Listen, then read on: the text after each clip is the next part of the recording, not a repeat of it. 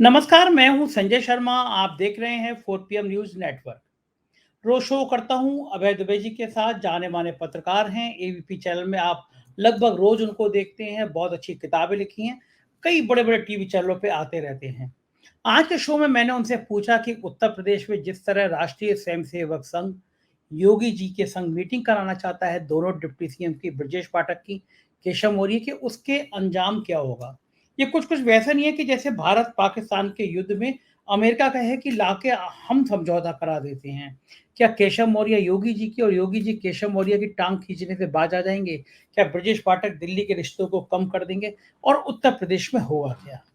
उधर कश्मीर में राहुल गांधी ने खास तौर से दो बातों का जिक्र किया। कहा कि यहाँ का बाजवान खाने में गया था।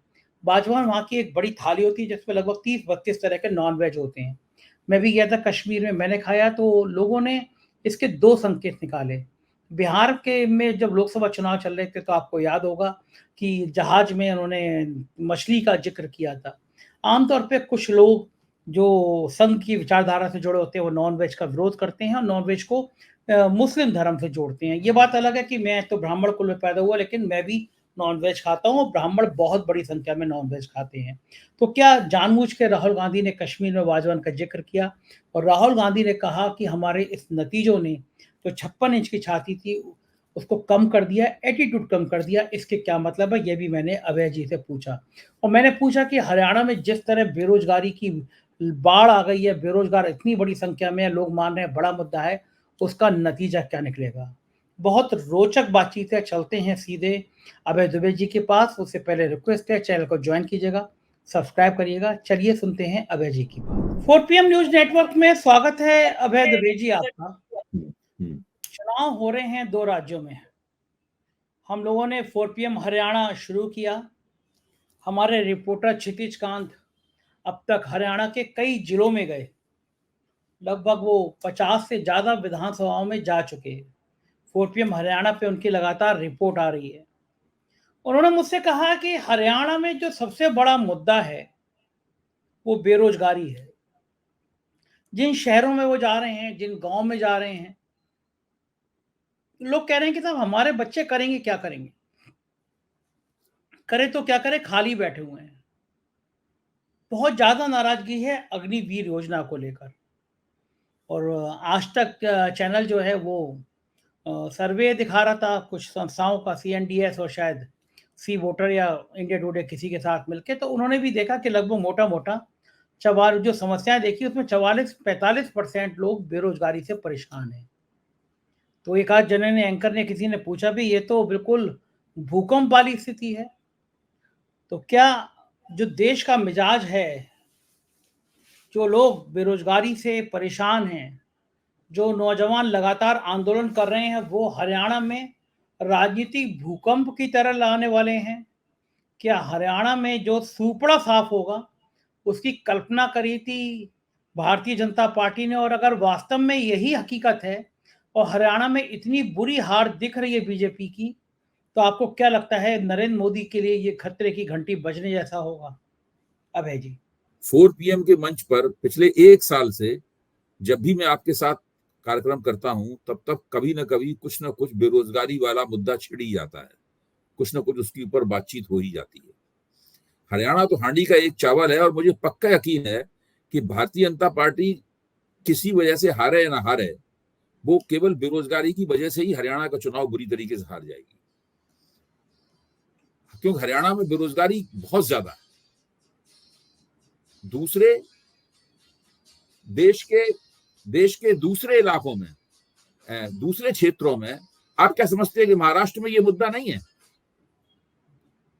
आप क्या समझते हैं कि ये मुद्दा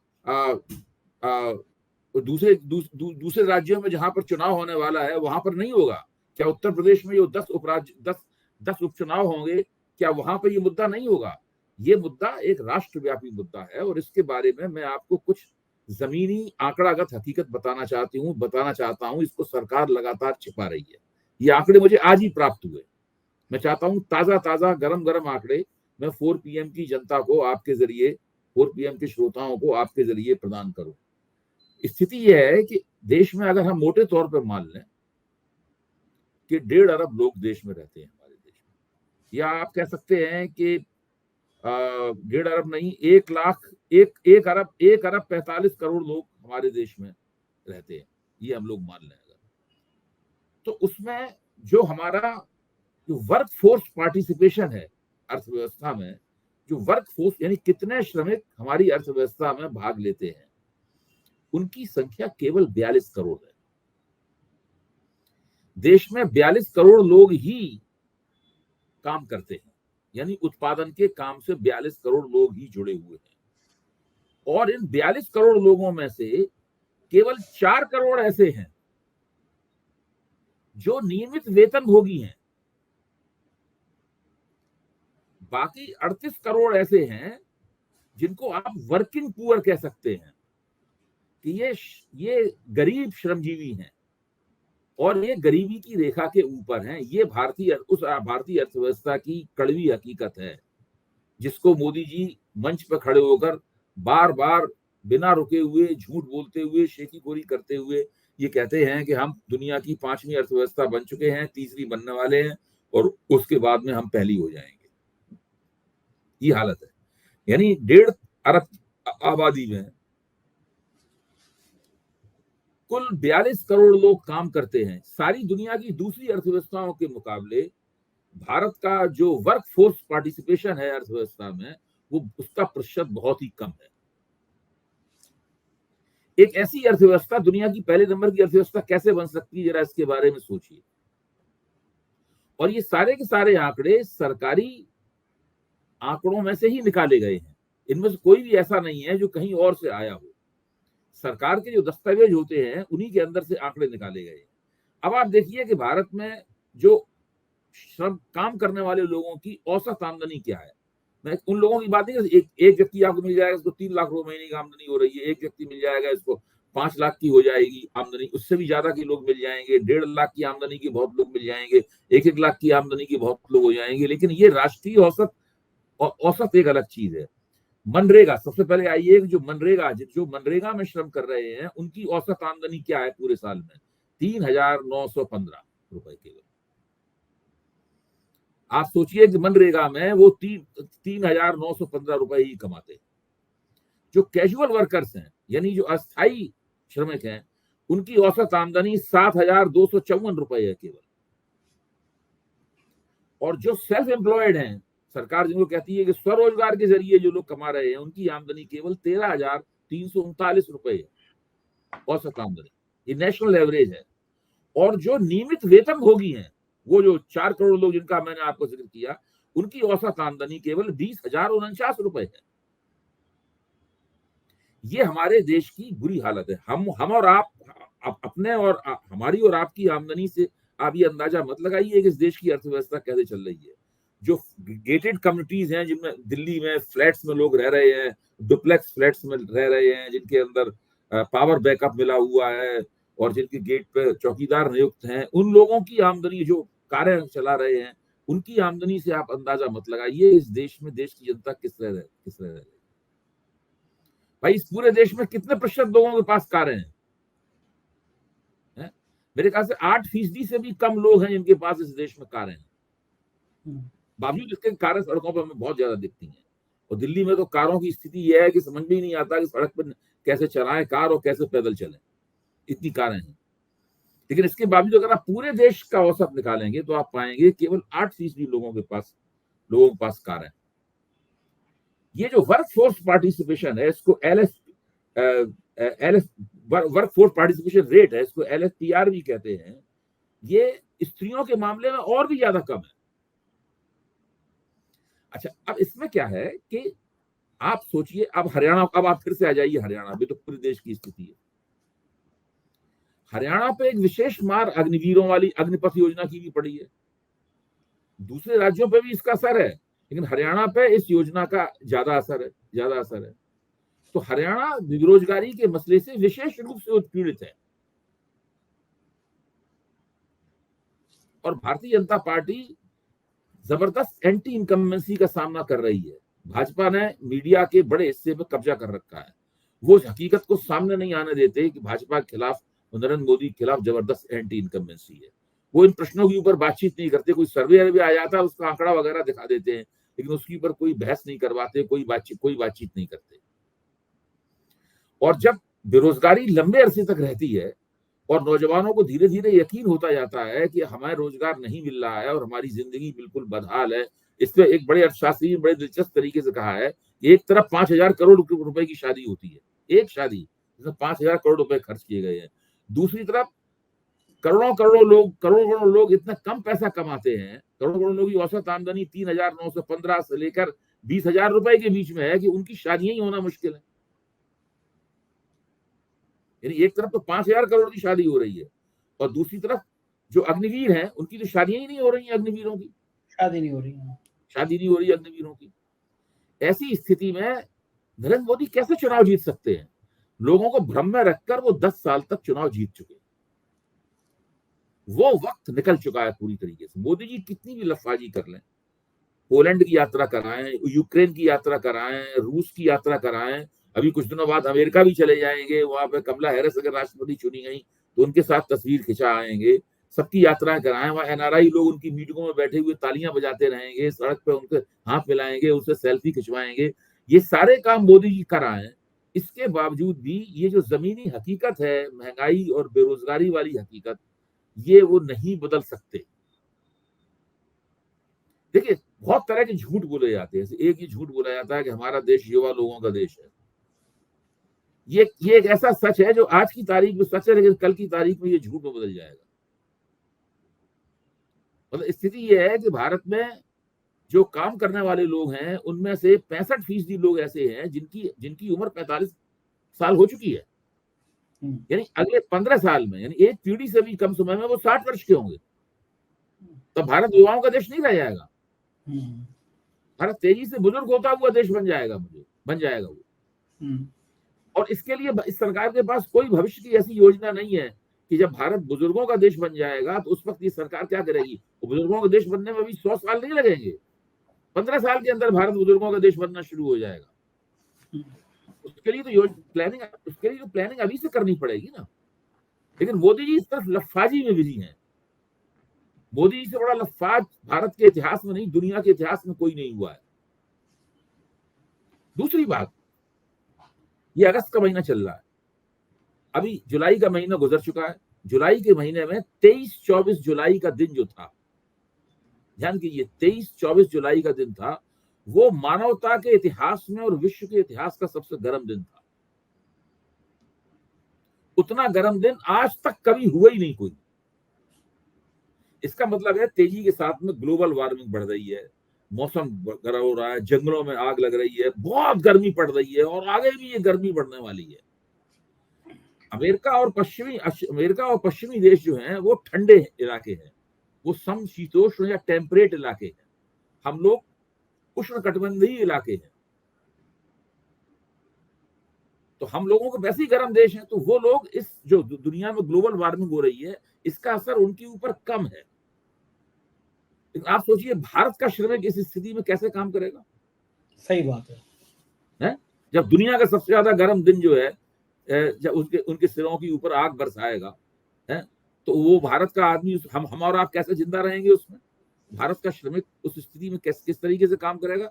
मोदी जी के पास इन समस्याओं की क्या योजना है। और मोदी जी समझते हैं कि केवल हिंदू मुस्लिम करते रहेंगे और उसके जरिए वो चुनाव दर चुनाव जीतते जाएंगे। और अभी उनकी बेसिक थीसिस ये है कि मामला प्रबंधन का है, कुछ मैनेजमेंट में प्रॉब्लम रह गई इस बार, जो हम लोग अगली बार ठीक कर लेंगे।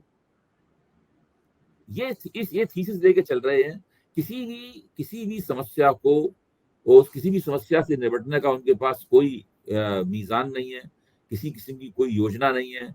उनके जो थिंक टैंक हैं, उनके जो रणनीतिकार हैं, वो बिल्कुल बेकार हैं। वो दिन रात मोदी जी की सुविधा के लिए, ताकि मोदी जी अच्छा महसूस कर पाए, खुश रहें मोदी जी, बढ़िया तस्वीर वो लोगों के सामने पेश करते रहें और खुद भी उस तस्वीर को सही मानते रहें, उसके लिए झूठे आंकड़े मोदी जी को बना के देते रहते हैं और झूठे तर्क बना के देते रहते हैं।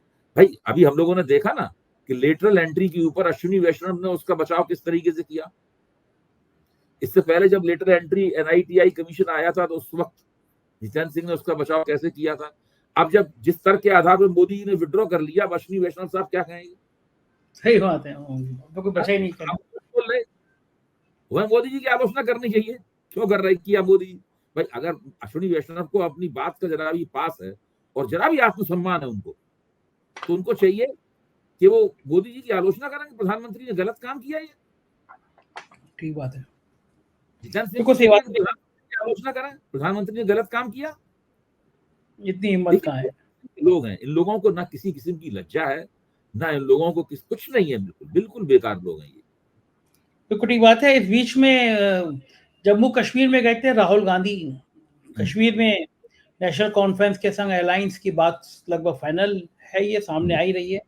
कुछ मजेदार चीजें कही उन्होंने, जानबूझ के उन्होंने कहा कि वो मैं कल बाजवान खाने गया था, खड़गे साहब के साथ थे, खड़गे साहब का इलाज चल रहा है तो वेज हो गए। बाजवान का जिक्र उन्होंने खास तौर से किया। आपको याद होगा बिहार में जब चुनाव चल रहा था तो उन्होंने मछली का जिक्र किया। बाजवान जो है वो करीब 30 या 32 से, जहां तक मेरे को याद है, 32 नॉन वेज आइटम, हर नॉन वेज अलग किस्म का पक्षी जानवर का होता है, एक बड़ी मुझे थाली होती कश्मीरी, हाँ मुझे कश्मीरी भोजन परंपरा का कुछ कुछ जानकारी है मुझे। है। मैं गया था कश्मीर, तो मैंने वो बाजवान की थाली खाई है, मंगाई है।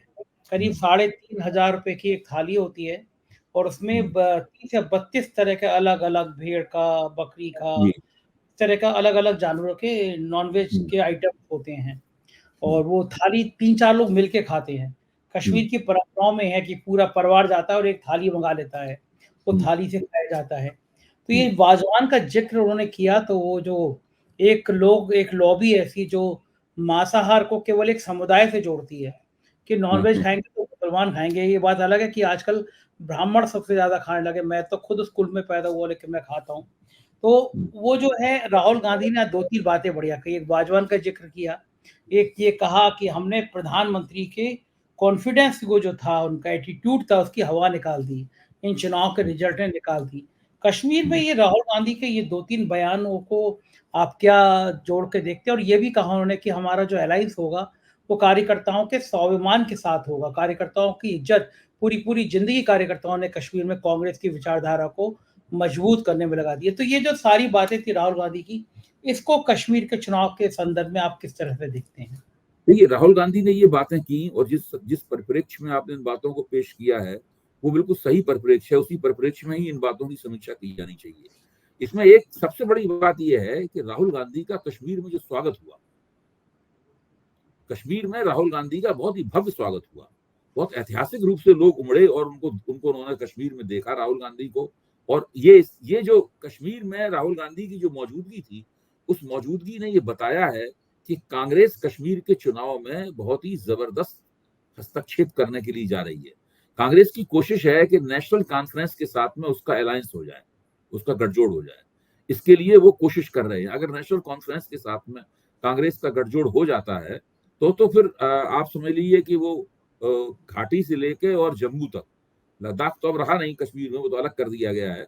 घाटी से लेके जम्मू तक भारतीय जनता पार्टी को, घाटी में तो भारतीय जनता पार्टी कोई चुनौती है ही नहीं, भारतीय जनता पार्टी की चुनौती तो केवल जम्मू में है और वहां पर वो जबरदस्त मुकाबला वो लोग करेंगे। देखिए एक इंजीनियर रशीद है, तो इंजीनियर रशीद की जो पार्टी है, उस पार्टी ने लोकसभा चुनाव में बहुत अच्छा परिणाम निकाला था और उन्होंने, ये रशीद ने खुद भी अपना चुनाव जेल में रह के जीता और उनके वोट प्रतिशत जो था वो पीडीपी से भी ज्यादा अच्छा था वोट प्रतिशत, और पीडीपी का तो पूरी तरीके से सफाया हो गया और कांग्रेस का वोट प्रतिशत काफी अच्छा था, लेकिन वो उस तरीके से सीट नहीं निकाल पाए क्योंकि उन्होंने ज्यादा सीटों के ऊपर चुनाव लड़ा था और एक जगह कंसंट्रेट नहीं किया था। जैसे कि नेशनल कॉन्फ्रेंस ने केवल घाटी में कंसंट्रेट किया था, भारतीय जनता पार्टी ने केवल जम्मू में कंसंट्रेट किया, जम्मू में ही पूरा अपना कंसंट्रेट किया था, केंद्रित किया था। तो इस स्थिति में मुझे लगता है कि कांग्रेस और नेशनल कॉन्फ्रेंस के बीच में गठजोड़ हो जाता है तो फिर कश्मीर के चुनाव को जीतने में कांग्रेस और नेशनल कॉन्फ्रेंस की जोड़ी को कोई दिक्कत नहीं होगी। और राहुल गांधी के प्रति, राहुल गांधी का कश्मीर के साथ में एक पारिवारिक संबंध है। नेहरू, जवाहरलाल नेहरू के जमाने से, मोतीलाल नेहरू के जमाने से ये लोग सब कश्मीरी पंडित हैं। तो उस सब चीजों का मिलाकर कांग्रेस को इस बार काफी लाभ होने वाला है क्योंकि देश की फिजा भी पूरी तरीके से बदली हुई है। और ये मुझे लगता है कि जम्मू कश्मीर के चुनाव में मेरे कुछ मित्र बता रहे थे कि गवर्नर के भ्रष्टाचार का किस्सा, जो राष्ट्रपति शासन अभी बीच में लगा है और जो राज्यपाल के हाथ में पूरी ताकत दी गई है और उसके बाद में करप्शन के कई सारे मुद्दों की चर्चा होने लगी है। मैंने पिछली बार आपसे कुछ दिन पहले बातचीत में बताया भी था कि उत्तर प्रदेश में एक ठग पकड़ा गया संजय शिवपुरिया नाम का। उस ठग से लगभग 1 साल से ज़्यादा समय तक जेल में रहा। उस ठग से गवर्नर मनोज सिन्हा ने 25 लाख रुपए ले रखे थे, एफिडेविट में ज़िक्र किया। तो ऐसे करप्शन के आरोप में घिरे आदमी को गवर्नर बनाए रखना भी, मनोज सिन्हा जैसे आदमी को गवर्नर बनाए रखना, क्या ये भी बीजेपी के लिए भारी हो सकता है कश्मीर में? नहीं, बीजेपी ने तो एक और काम कर दिया है, उन्होंने राम माधव को इंचार्ज बना दिया है चुनाव का। इस बात को आप क्यों भूल जाते हैं? राम माधव की कश्मीर में क्या छवि है, हम सब लोग इस बात को जानते हैं, उसका अभी जिक्र सतपाल करना उचित नहीं है। वो अभय जी, सतपाल मलिक जी का मैंने इंटरव्यू किया। हाँ। सतपाल मलिक बता रहे थे कि 300 करोड़ की फाइल थी। हम्म। अंबानी की थी, अंबानी के संग एक जने की और थी और वो जो थी फाइल करप्शन की थी। तो जैसे ही पता चला तो उन्होंने सतपाल मलिक ने तुरंत फाइल कैंसिल कर दी। तो सतपाल मलिक ने मुझसे कहा कि सुबह ही सुबह, मतलब मुँह भी नहीं धोया था राम माधव ने, सीधे भागते-भागते राम माधव आ गए और कहा कि ये जो आपने फाइल जो है वो ये आपने क्या कैंसल कर दी? और गवर्नर को उसमें 300 करोड़ की रिश्वत का ऑफर हुआ था। तो सर गवर्नर साहब ने कहा हाँ। बोला अरे आप प्रधानमंत्री जी के कार्यालय से पूछ तो लेते, किसी तरह से उस फाइल को दोबारा क्लियर करिए। बोले मैंने मना कर दिया। तो राम माधव उस भ्रष्टाचार के केस के सामने आने के बाद बहुत लंबे समय तक हाशिए पे थे, क्योंकि केस हो बिल्कुल गया था बिल्कुल। और नहीं, उसको दोबारा देखिए, राष्ट्रीय स्वयंसेवक संघ में जो मेरे मित्र हैं वो उनके बारे में बताते रहते हैं। राष्ट्रीय स्वयंसेवक संघ में भी इनका कोई खास मर्तबे का व्यक्ति इनको नहीं माना जाता। भारतीय जनता पार्टी के इन विवादों के कारण वहां भी नहीं माना, लेकिन फिर से दोबारा भारतीय जनता पार्टी इनको झाड़ पहुंच के निकाला है और फिर से दोबारा जम्मू कश्मीर में जी किशन रेड्डी के साथ में इन्हें चुनाव इंचार्ज बना दिया गया है। इससे आप अंदाजा लगा सकते हैं कि भारतीय जनता पार्टी के पास में प्रतिभा की कितनी कमी है, ये स्थिति। सही बात है और एक प्रतिभा उत्तर प्रदेश में भी दिखाई दे रही है। संघ में और भाजपा के नेताओं में, शीर्ष नेताओं में बातचीत हुई है। एक बैठक हुई है, बताया जाता है कि मुख्यमंत्री के अलावा दोनों डिप्टी सीएम मौजूद थे। संघ ने कहा है कि भैया लड़ो झगड़ो मत, आपस में एकता दिखाओ, विपक्ष को एक संदेश दो कि हम सब एक हैं। आपस में झगड़े से गलत संदेश जाते हैं, कार्यकर्ता निराश होते हैं। लेकिन ये जो संघ की बैठक होती है, कहा जाता है संघ के 3 काम भोजन, बैठक और विश्राम। ये जो बैठक होती है, ये बैठक केवल भोजन, बैठक और विश्राम से निपट जाएगी? क्या दोनों डिप्टी सीएम, सीएम की टाँग खींचने से बाज आ जाएँगे? क्या केशव मौर्य योगी जी को और योगी जी केशव मौर्य को गरियाने से बाज आ जाएँगे? क्या लगता है आपको कि उत्तर प्रदेश की लड़ाई क्या आसानी से थम जाएगी? उत्तर प्रदेश की लड़ाई कैसे थम सकती है? उत्तर प्रदेश की लड़ाई उस वक्त थमेगी जब योगी आदित्यनाथ को मुख्यमंत्री पद से हटा दिया जाएगा और उसके बाद अगर केशव मौर्य को मुख्यमंत्री नहीं बनाया गया, किसी और को बनाया गया, तो केशव मौर्य उसके खिलाफ लड़ना शुरू कर देंगे 6 महीने बाद। तो उत्तर प्रदेश की लड़ाई तो नहीं थम सकती। उत्तर प्रदेश की लड़ाई आज भी खत्म हो जाए अगर अमित शाह वो योगी आदित्यनाथ को हटाने का अपना एजेंडा वापस ले लें और ये स्वीकार कर लें कि भाई यही उत्तर प्रदेश के मुख्यमंत्री बने रहेंगे और 2027 का जो चुनाव है विधानसभा का, वो इन्हीं के नेतृत्व में लड़ा जाएगा।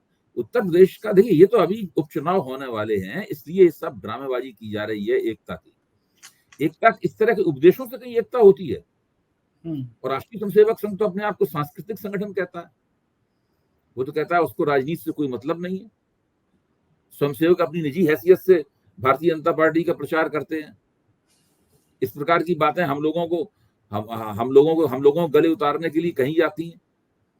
अब वो भारतीय जनता पार्टी में आपस में जो जूतम पेजार लोग कर रहे हैं उनको बैठा के एकता क्यों करवा रहा है? ये एकता कराने का काम तो नरेंद्र मोदी का है, ये एकता कराने का काम तो जगत प्रकाश नड्डा का है, ये एकता कराने का काम तो अमित शाह का है। कि राष्ट्रीय स्वयंसेवक संघ का काम भारतीय जनता पार्टी की गुटबाजी, विभिन्न गुटों के बीच में एकता कराने का काम कब से होने लगा? इससे एक और संकेत मिलता है संजय जी, आपकी निगाह जरूर गई होगी उसके ऊपर, कि एक तरह से भारतीय जनता पार्टी के सांगठनिक काम संघ ने धीरे धीरे अपने हाथ में लेने शुरू कर दिए।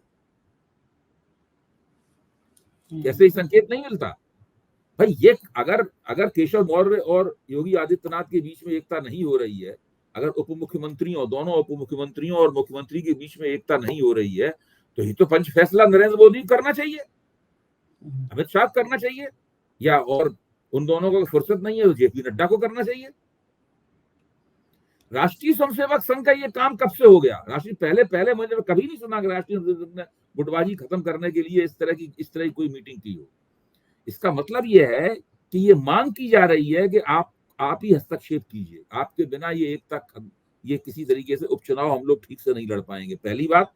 और दूसरी बात, संघ भी दिखाना चाहता है कि हम भारतीय जनता पार्टी को दुरुस्त के हुलिया को वही दुरुस्त कर सकता है।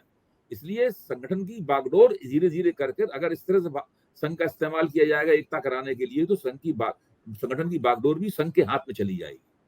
ये इस बात का सबसे बड़ा संकेत है कि भाजपा का नेतृत्व अंततः किसके हाथ में जाने वाला है। अच्छा, ये कुछ-कुछ वैसी वाली बात हो गई अभय जी, जैसे कहा जाता है कि भारत और पाकिस्तान के बीच में अमेरिका आके हस्तक्षेप करेगा। तो दोनों पक्षों को स्वीकार नहीं होता है। तो आपको लगता है कि दोनों पक्ष संघ की बात को मान पाएँगे? किसी भी तरह से दोनों के मन में संतुष्टि आ पाएगी? नहीं, संघ की बात वो लोग क्यों मानेंगे? देखिए, राजनीति जो होती है वो आवश्यकताओं और महत्वाकांक्षाओं का मिला-जुला खेल है। भाई सब जानते हैं, केशव मौर्य जानते हैं कि अगर 2027 से पहले वो मुख्यमंत्री नहीं बने तो मुख्यमंत्री बनने का मौका उनके हाथ से जीवन भर, उसके बाद भाजपा जीतेगी नहीं। जब भाजपा ही नहीं जीतेगी तो मुख्यमंत्री वो कैसे बनेंगे? तो मुख्यमंत्री तभी तक बन सकते हैं जब तक कि उनके पास बहुमत है। और आला कमान जो है, यानी दो व्यक्तियों का जो आला कमान है वो मुख्यमंत्री से नाराज भी है। तो यही मौका उन्हें दिखाई पड़ रहा है, इसी मौके का फायदा उठाकर इनको हटवा दिया जाए और खुद मुख्यमंत्री कुर्सी पर बैठ दिया जाए। वो अमित शाह की गुड बुक्स में है। तो वो अभी मुख्यमंत्री बनने का जितना चमकदार मौका उनके पास है, उतना मौका अब दोबारा कभी नहीं आने वाला। बिल्कुल ठीक बात है, और ये बीजेपी के लिए बहुत परेशानी भरी बात है। हमारी निगाह बनी रहेगी। बहुत-बहुत शुक्रिया अभय जी, आपने हमें समय दिया। Thank you. जी। तो ये थे अभय दुबे जी और आप इनकी बातचीत सुन रहे थे। मुझे ज़रूर बताइएगा ये बातचीत आपको कैसी लगी, अपनी राय से अवगत कराइएगा। बहुत-बहुत शुक्रिया। Thank you.